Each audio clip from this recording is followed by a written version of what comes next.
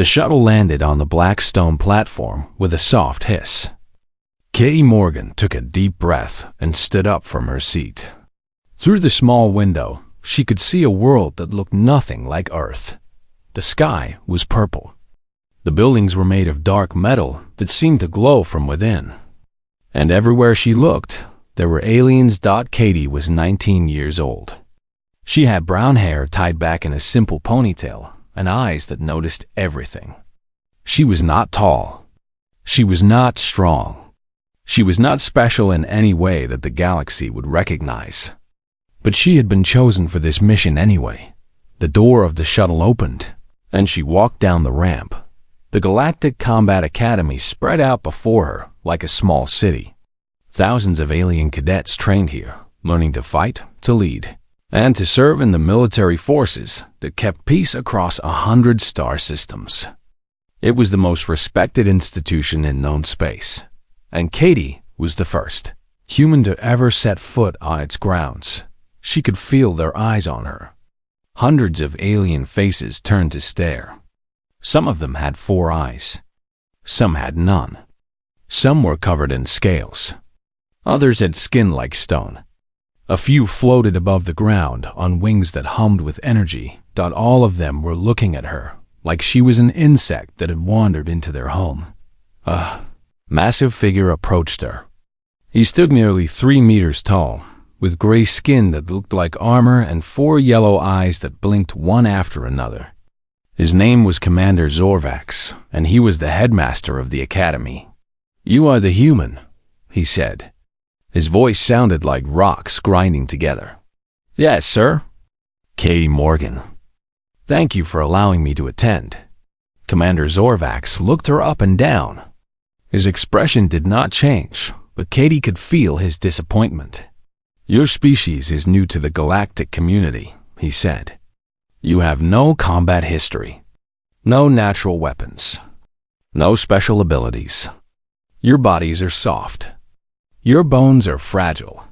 You require constant food, water, and sleep to function." Katie said nothing. Everything he said was true. "You will be placed in the spectator row," Commander Zorvax continued. "You will watch. You will take notes. You will not participate in training exercises. Is that understood?" "Yes, sir." He turned and walked away without another word. Katie was taken to her quarters by a small floating drone. The room was simple. A bed, a desk, a window that looked out over the training grounds. She set down her bag and sat on the edge of the bed. She had known this would happen. The humans who sent her here had warned her. Earth had only made contact with alien life 5 years ago. In that time, humanity had learned a hard truth. They were not special. They were not powerful. Compared to most species in the galaxy, humans were weak, slow, and limited. But they had sent Katie anyway. Not to fight. Not to prove anything. Just to watch and learn. The door opened, and her roommate entered. Mira was a Kalari, a species that looked like a snake with arms. Her body was covered in beautiful scales that shifted color when the light hit them. She moved with a grace that made Katie feel clumsy just watching her. "You are the human," Mira said. Her voice was soft, like a whisper. Everyone keeps saying that. Mira made a sound that might have been a laugh. "I am in the spectator row as well. I injured my spine in a training accident. I cannot fight until it heals. I am sorry to hear that." "Do not be. It gives me time to rest." Myra settled onto her own bed, her long body coiling comfortably. "The others will not be kind to you. You should prepare yourself for that. I know. Do you? The BarHFY believe that strength is everything. If you cannot fight, you have no value. They will treat you like you are invisible. Or worse." Katie looked out the window. Below, she could see cadets training in a massive arena. A BarHFY cadet was fighting against a training dummy, his huge fist smashing it to pieces. Nearby, a group of Drelix fighters moved so fast they were almost a blur, their forearms striking targets with perfect precision. I did not come here to be treated kindly, Katie said quietly. I came here to learn. The next morning, Katie reported to the spectator row. It was exactly what it sounded like. A section of raised seating above the main training arena where observers could watch without getting in the way. There were a few other beings there. Diplomats, injured cadets like Myra, and now, one human. Katie was given a tablet to take notes and a uniform in dull gray. Everyone else wore bright colors that showed their rank and species. The gray marked her as nothing, a nobody, someone who did not matter. She sat down and began to watch. The training sessions were impressive. She saw Varkathi cadets lift weights that would crush a human flat. She saw Thornaki warriors whose natural bone armor could stop energy blasts. She saw Drellics, fighters move with a speed that her eyes could barely follow, and she took notes on all of it, not just the fighting techniques. She wrote down everything. The way the gravity generators in the arena worked, the schedule of the instructors, the blind spots in the security drones that floated overhead, the small habits and weaknesses that each species tried to hide. A Varkathi cadet always turned his head to the left before attacking. A Drellics fighter slowed down slightly after using all 4 arms at once. A Thornaki warrior had a gap in his bone plates, just below the shoulder. Katie noticed these things because noticing was all she could do. Days passed. Then weeks. Katie sat in the spectator row every day, watching and learning. The other cadets ignored her completely. She was not worth their attention. She was just a human. A soft, weak, fragile human who would never amount to anything. But Katie did not mind being ignored. In fact, she preferred it, because while they were busy dismissing her, she was learning everything about them. She learned how the academy worked. She learned the strengths and weaknesses of every species. She learned the patterns of the instructors and the rules of the training exercises. She filled her tablet with notes that no one else thought to take, and she waited. Katie Morgan had not been sent to this academy to fight. She had been sent to watch. But watching, she was beginning to realize, might be the most powerful thing she could do, because humans were not strong. They were not fast. They were not special, but they were very, very good at paying attention, and sometimes that was enough. Katie thought her performance in the simulation would change things. She was right, but not in the way she had hoped. The day after her success, she walked into the dining hall to get her morning meal. The room was huge, filled with long tables where cadets from dozens of species sat and ate. Katie got her food from the serving counter and looked for an empty seat. She found one at the end of a table and sat down. Less than a minute later, a shadow fell over her. She looked up and saw a Varkathi cadet standing over her. He was enormous, nearly 3 meters tall, with muscles that looked like they had been carved from stone. His gray skin was covered with battle scars, and his 4 yellow eyes burned with anger. "You are the human," he said. His voice was a low growl. "Yes, my name is Gorthik. My team was supposed to win that evaluation. We trained for months. We were the strongest, the fastest, the best prepared." Katie said nothing. She could feel the eyes of the entire dining hall turning toward them. "You cheated," Gorthik said. "The simulation was meant to test warriors. You did not fight. You ran away like prey. You hid behind computers and machines. I completed the objective." Gorthik slammed his massive hand down on the table. The impact was so strong that Katie's food tray jumped. Several nearby cadets scrambled to move away. "You proved nothing," Gorthik snarled. "Your species is weak. You have no claws, no armor, no natural weapons. You are nothing but soft flesh and fragile bones. You do not belong here." Katie stood up slowly. She had to tilt her head back to look at his face. The top of her head, barely reached his chest. "I understand why you are angry," she said. Her voice was calm, but inside her heart was pounding. "You trained hard and you did not win. That must be frustrating. Do not speak to me about frustration, human. But I did not cheat. I used what I had. I used my mind.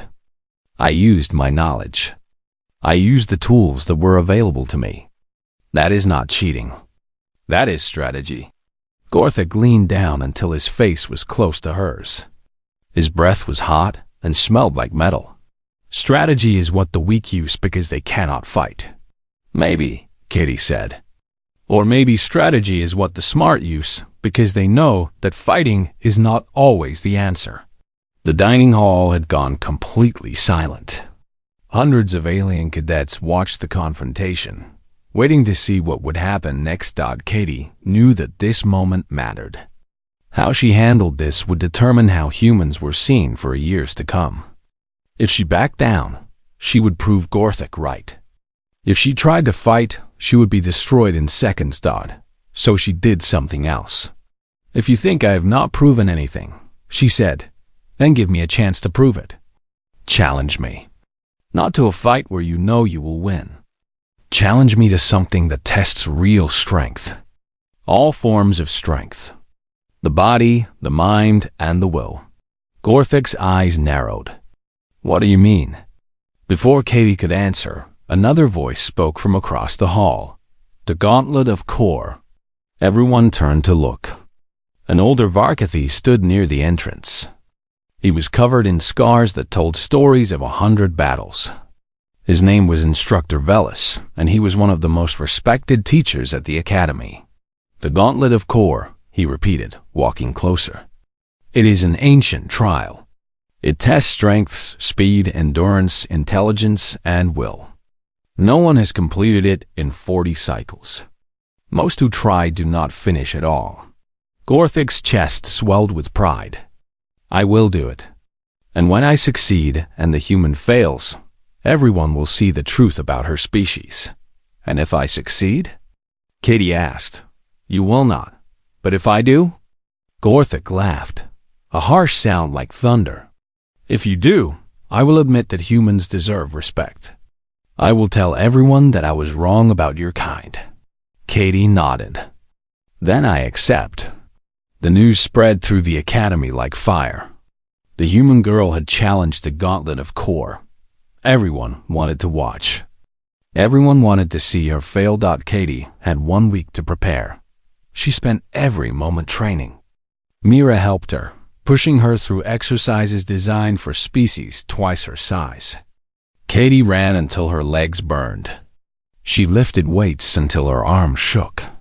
She practiced climbing, swimming, and solving puzzles under pressure. But she knew it would not be enough. She could not match Gorthik's strength. She could not match his speed. She could not match his endurance. So she studied. She found records of every gauntlet attempt in the academy archives.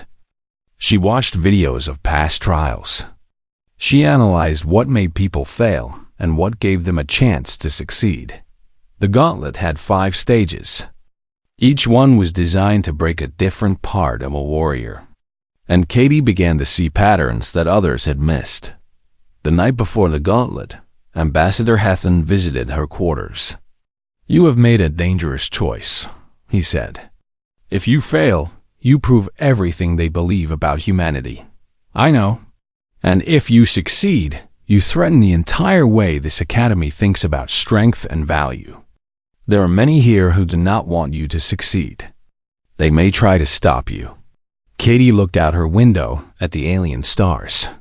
"On my world," she said, "there is a history of people being told they could not do something. Too weak, too small, too different. And again, those people proved the doubters wrong. Not because they were stronger, but because they refused to give up. What do you call this quality?" Katie smiled slightly. "We call it spite. It means we keep going just to prove we can." Ambassador Hethan tilted his head. "That seems like a strange motivation. Maybe, but it works." Katie turned to face him. I do not know if I can complete the gauntlet.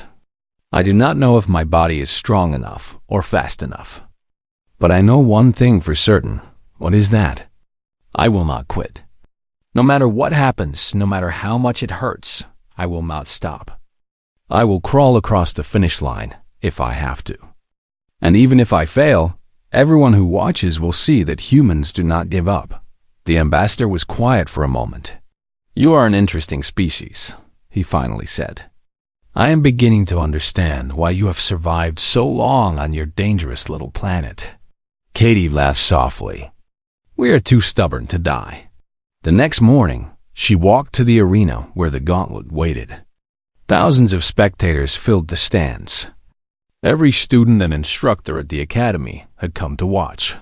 Gorthuk stood at the starting line, his massive body ready for battle. He looked at Katie with something that might have been respect or might have been pity. Last chance to walk away, human. Katie took her place beside him. No. The signal sounded. The gauntlet began. 3 weeks after Katie arrived at the academy, Commander Zorvax announced a major evaluation. Every cadet would be tested on their ability to handle a crisis situation. The test would use the Academy's advanced simulation technology, which could create scenarios that felt completely real. Katie sat in her usual spot in the spectator row, her tablet ready. The other observers around her talked quietly among themselves, but no one spoke to her. She had grown used to being invisible. The massive holographic display in the center of the arena flickered to life. It showed a space station floating in the darkness of space. Red warning lights flashed across its surface. The scenario is as follows, Commander Zorvax announced, his voice echoing through the arena. A civilian space station has been attacked by hostile forces. Enemy soldiers are breaching from multiple entry points. There are 500 civilians on board. Your mission is to respond to this crisis. You will be scored based on your performance. The first team of cadets entered the simulation pods. They were Varkathi, huge and powerful. Katie watched as the holographic display showed their progress through the space station. They fought well. They smashed through enemy lines with their incredible strength. They crushed hostile soldiers with their bare hands. They moved through the station like an unstoppable force. But when the simulation ended, their score was only 62%. The Varkathi team leader was confused. We defeated all enemies, he said. Why is our score so low? 143 civilians died during your response, the computer announced. Points deducted for civilian casualties. Katie looked down at her tablet and made a note. The next team was made up of Drelic's fighters. They were incredibly fast, moving through the station like lightning. Their forearms struck down enemies before they could react. They finished the simulation in half the time of the Varkathi team. Their score was 58%. 170 civilians had died. Team after team entered the simulation. Thonaki warriors, Kelari infiltrators, Karvani tacticians. Each team focused on defeating the enemy forces. Each team lost dozens or hundreds of civilians in the process. Katie kept writing in her tablet. Her notes grew longer and longer. You seem very interested in this exercise. Katie looked up. An elderly alien had sat down beside her. He was a Korvani, a species that looked like a bird crossed with a human. His feathers were gray with age, and he wore the robes of a diplomat. Ambassador Heffen, he said, introducing himself. I am here observing for the Korvani government. And you are the human girl? Yes? The one they put in the spectator row? Katie Morgan, sir. You have been watching very carefully. What have you seen? Katie hesitated. She was not sure if she should speak. But the ambassador seemed genuinely interested, and she had been silent for 3 weeks. They are all making the same mistake, she said. Oh? And what mistake is that? Katie turned her tablet so the ambassador could see her notes. The scoring system prioritizes civilian survival. That is the most important metric. But every team has been focusing on combat. They are fighting the enemy instead of saving the civilians. Ambassador Hethan's feathered crest rose with interest. Go on. The space station has environmental controls, communication systems, escape pods, and emergency bulkheads. No team has used any of them. They go straight for their weapons and start fighting. They are winning battles but losing the war. The ambassador studied her notes for a long moment. His eyes, bright and sharp despite his age, moved across her observations.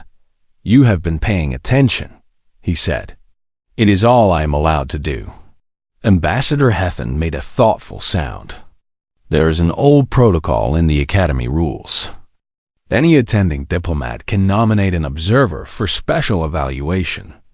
It has not been used in many years, but it still exists. Katie's heart began to beat faster. What are you saying? I am saying that I would like to see what a human would do in this simulation. The ambassador stood up.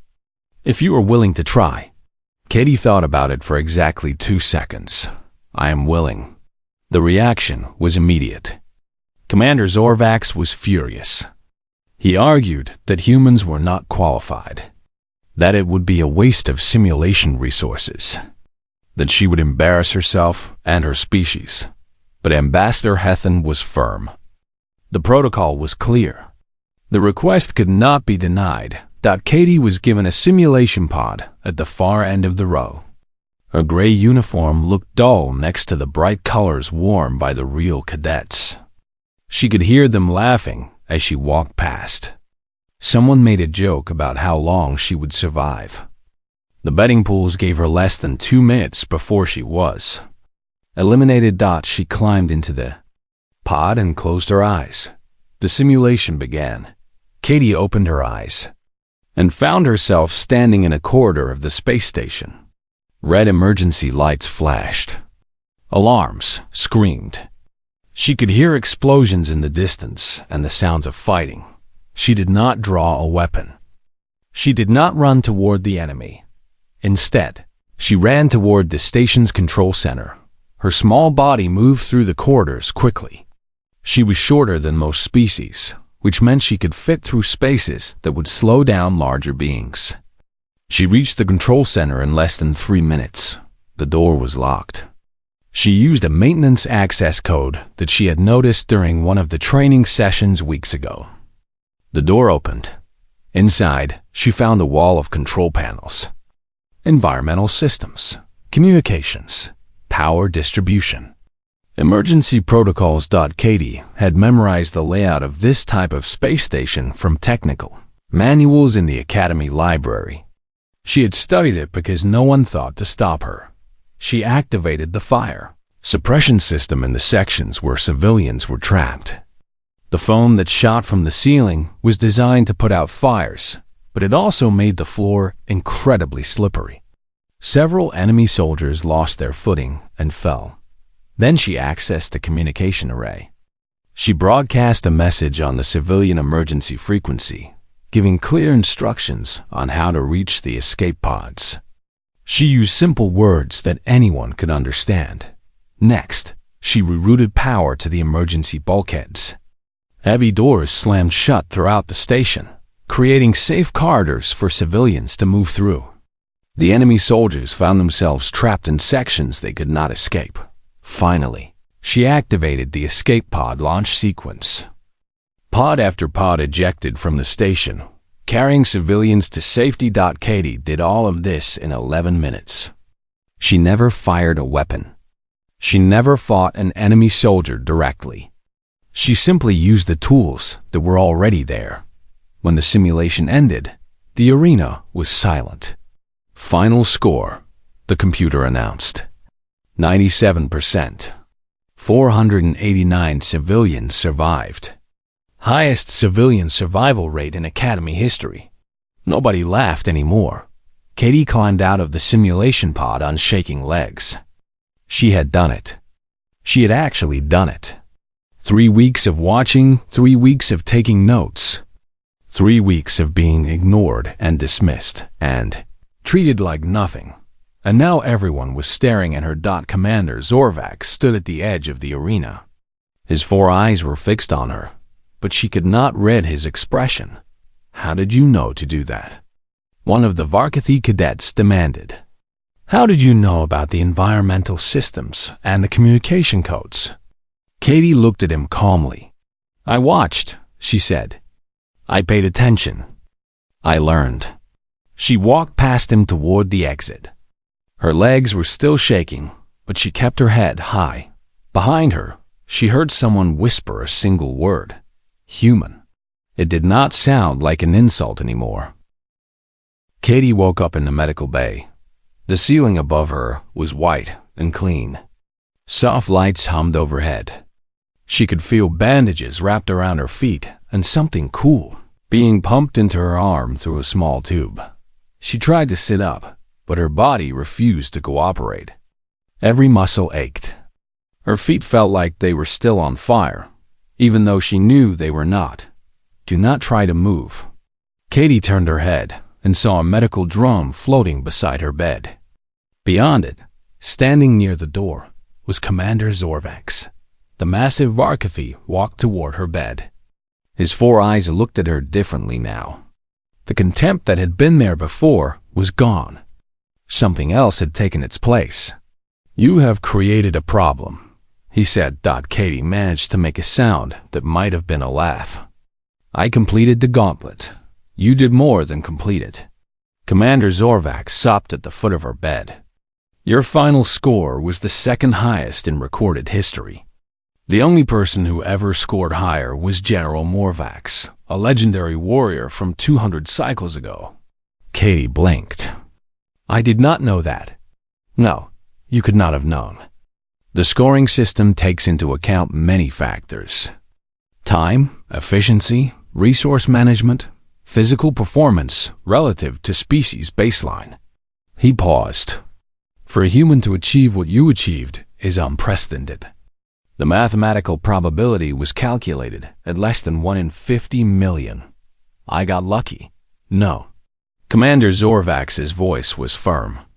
"Luck does not carry someone through 5 stages of the most difficult trial in the galaxy. What you demonstrated was something else entirely." He was quiet for a moment, as if choosing his next words carefully. "When you arrived at this academy," he said, "I looked at you and saw weakness. I saw a species with no natural weapons, no armor, no special abilities. I saw a soft creature from a small planet who had no business being here." Katie waited. "I was wrong." The words seemed to cost him something. "I have spent 200 cycles training warriors. I have seen the strongest bodies and the fastest minds in the galaxy. But I have never seen what you showed in that arena." "What did I show?" "Adaptation. You looked at each stage of the gauntlet and found a way to survive that no one else would have thought of. When strength was not enough, you used strategy. When speed was not enough, you used patience. When endurance was not enough, you used creativity." He leaned closer. "And when all of that should have failed, you kept going anyway. That is not strength of body. That is strength of will. And it is something that cannot be taught." Katie thought about everything she had gone through. The weeks of being ignored. The laughter of the other cadets. The moment when she decided to accept Gorthuk's challenge, even though every logical part of her brain told her she could not win. "On Earth," she said quietly, "we have a word for that. We call it spite. I do not know this word. It means refusing to give up just to prove that you can. It means fighting even when you know you cannot win. It means being too stubborn to quit, even when quitting would be the smart thing to do." Commander Zorvax made a rumbling sound deep in his chest.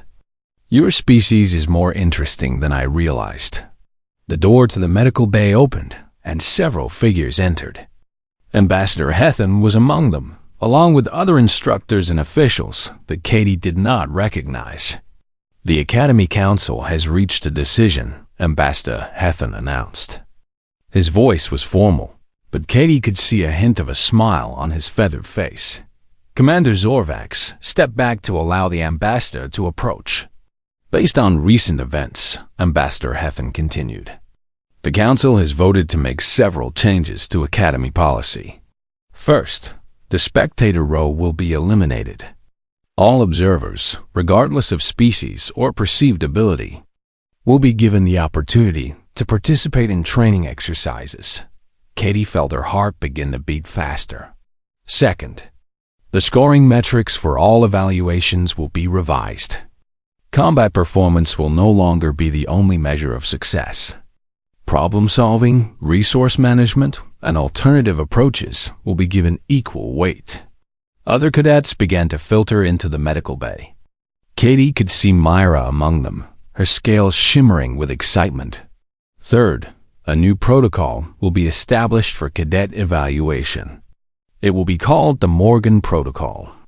All cadets will be tested not just on what they can do, but on how they think. The Morgan Protocol. Her name. Attached to a change that would affect every student who came to this academy for generations. This is too much, Katie managed to say. I did not do anything special. I just survived. No. The voice came from the back of the room. Everyone turned to look. Gorthik walked through the crowd. He moved slowly, his body still recovering from the gauntlet. Bandages covered portions of his arms and legs. But he walked with his head held high. He stopped beside Katie's bed. I made you a promise, he said. If you succeeded, I would admit that I was wrong about your species. I would tell everyone that humans deserve respect. He placed one massive hand over his chest in a gesture of formal acknowledgement. I was wrong. Humans are not weak. They are not prey. They are something far more dangerous than I understood. You adapt. You persist. You refuse to accept the limits that others place on you. He looked around at the assembled crowd. I challenged this human because I thought she would fail. I wanted everyone to see that her success in the simulation was a trick. But she showed me something else. She showed me that strength comes in many forms. And the strength of the human spirit may be the most powerful of all. Gorthik turned back to Katie. I would be honored to train with you. To learn how your mind works. To understand what makes humans different from all the other species I have known. Katie stared at him. 24 hours ago, this creature had wanted to crush her. Now he was asking to be her training partner. I would like that, she said. The crowd began to disperse, but the energy in the room had changed. Katie could feel it. Something had shifted in the way these aliens looked at her. At humanity, Mira slithered to her bedside after the others had gone. You did it, Myra whispered. You changed everything. I did not mean to change everything. I just wanted to survive. Sometimes surviving is enough to change everything. Myra's scales rippled with colors that Katie was beginning to understand meant happiness. The other cadets are already talking. They want to learn about Earth, about human history, about how your species overcame so many challenges without any of the advantages that other species have. Katie looked out the window of the medical bay. She could see the training grounds below, filled with cadets from 100 different worlds. When she had arrived on Veltris Prime, she had been a curiosity, a representative of a species that the galaxy considered barely worth noticing. She had been placed in the Spectator row because no one believed she had anything to offer. Now she was something else entirely, not a warrior in the traditional sense. She would never be the strongest or the fastest or the most powerful. But she had proven something more important. She had proven that strength was not the only thing that mattered. Adaptation mattered. Intelligence mattered. Creativity mattered. Will mattered. And humans had all of those things in abundance. Katie Morgan had come to the academy, expecting to watch and learn. She had never imagined that she would be the one teaching. But that was the thing about humans. They had a habit of exceeding expectations. Katie closed her eyes and smiled. This was only the beginning. The first stage of the gauntlet was a cliff dot. It rose straight up from the arena floor, 100 meters of rough stone that shifted and crumbled under touch. The rock was unstable by design. It would break apart under heavy weight, sending climbers tumbling back down. Safety fields would catch anyone who fell, but a fall meant starting over from the beginning.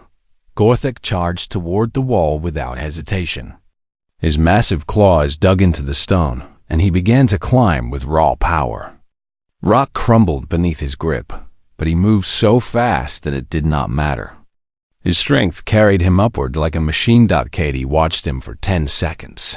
Before she started climbing, she did not try to match his path. She could see where his heavy body was breaking the stone.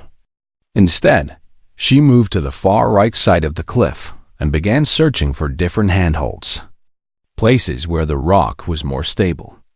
Places where the rock was more stable. Places that could support her lighter weight. She climbed slowly and carefully.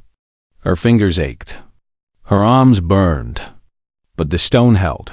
Gorthik reached the top 2 minutes before her. He looked down and laughed. Too slow, human. Katie did not waste breath on a reply. She kept climbing. The second stage was a maze. It filled a massive chamber, its walls made of glowing energy barriers and pressure-sensitive floors. Touch a wrong surface and you would receive a painful shock. Touch too many wrong surfaces and you would be knocked unconscious. Gorthik ran into the maze at full speed. His natural armor absorbed the energy shocks that hit him. He plowed through barriers that would have stopped anyone else, relying on his body's resistance to power through the pain. Katie entered the maze more slowly. She stood at the entrance and watched the energy barriers flicker. There was a pattern. Every few seconds, certain barriers would weaken. If she timed it right, she could pass through without being shocked. She began to move through the maze like a dancer, stepping and turning in rhythm with the barriers. It took her longer than Gorthik, but when she emerged on the other side, she was unharmed. Gorthik's body was covered in burn marks where the energy had hit him, despite his armor. The third stage was an underwater tunnel that stretched for 200 meters beneath the arena, with small air pockets spaced along the way. The challenge was simple. Swim through the tunnel before you ran out of air. Gorthik's species could hold their breath for 30 minutes. He dove into the water and began swimming with powerful strokes. Katie knew she could hold her breath for 4 minutes at most. Maybe 5 if she pushed herself to the edge of consciousness. She stood at the edge of the water and hyperventilated, filling her blood with oxygen. It was a technique she had read about in old Earth records. Deep-sea divers used it to extend their time underwater. Then she dove in. The water was cold and dark. Katie could barely see the glowing markers that showed the path forward. She swam with everything she had, her lungs already beginning to ache. The first air pocket appeared. She broke the surface and gasped for breath, then hyperventilated again and dove back down. Air pocket after air pocket. Her vision began to blur. Her chest felt like it was being crushed. Every instinct screamed at her to swim back, to give up, to breathe. She did not stop. When she finally emerged from the tunnel, she collapsed on the stone floor and coughed up water for 2 full minutes. Gorthik was waiting for her, his arms crossed over his chest. "You should not have made it through that," he said. There was something different in his voice now. Something that sounded almost like curiosity. Katie forced herself to stand. "I am full of surprises." The fourth stage was a puzzle room. The walls began closing in as soon as they entered. Complex mechanical locks covered every surface. Solve the locks and the walls would stop. Fail to solve them and the walls would crush you. Gorthik's huge fingers struggled with the delicate mechanisms. They were designed for precision, not power. He growled in frustration as lock after lock refused to open. Katie's small hands moved quickly over the locks. Her mind raced through possibilities. This was what humans did best. Solve problems. Find patterns. Use their brains when their bodies were not enough. Lock after lock clicked open under her touch. The walls slowed. They stopped. When the stage ended, they were tied. The fifth and final stage was the simplest and the most brutal. A circular arena. The floor began to heat up the moment they stepped onto it. The temperature would rise steadily until only one person was left standing. The last one conscious would win. Gorthik planted his feet in the center of the arena. His species was built for extreme conditions. His body could withstand heat that would kill most beings in minutes. Katie felt the floor beginning to burn through her boots. She knew she could not outlast him. Her body was not designed for this. Human skin would blister and burn. Human blood would boil. She would be unconscious in minutes and dead shortly after if she tried to stand still and endure. So she did not stand still. She started running, not away from Gorthik, not toward any exit. She ran in circles around the edge of the arena, her feet never staying in contact with any single spot for more than a second. Gorthik stared at her in confusion. "What are you doing?" Katie did not answer. She was too focused on running. The technique was desperate and probably insane. By constantly moving, she was preventing any part of her feet from heating up too much. The motion created tiny pockets of air between her boots and the floor. It bought her seconds. Seconds that added up to minutes, but running was exhausting. Her legs screamed in protest. Her lungs burned from the hot air. Sweat poured down her face and evaporated almost instantly. She ran anyway, around and around and around. The floor grew hotter. Gorthik stood in the center, his body absorbing the heat, his eyes following her circling form. 10 minutes passed. 20, 30. Katie's vision began to blur. Her legs felt like they were made of fire and broken glass. Every step was agony. She ran anyway. 40 minutes. 45. Gorthik's knees began to shake. Even his incredible body had limits. The heat was building up inside him, and there was nowhere for it to go. Katie ran. Her mind had gone somewhere else. Somewhere where pain was just information, and stopping was not possible. Somewhere deep inside her where the only thought left was one more step, one more step. One more step. 40-7 minutes. Gorthik fell. His massive body collapsed to the burning floor, and the arena's safety systems activated. The heat disappeared. Cool air rushed in. Katie was still running. She ran for 3 more minutes before her brain understood that it was over. Her legs gave out, and she fell forward onto the now cool floor.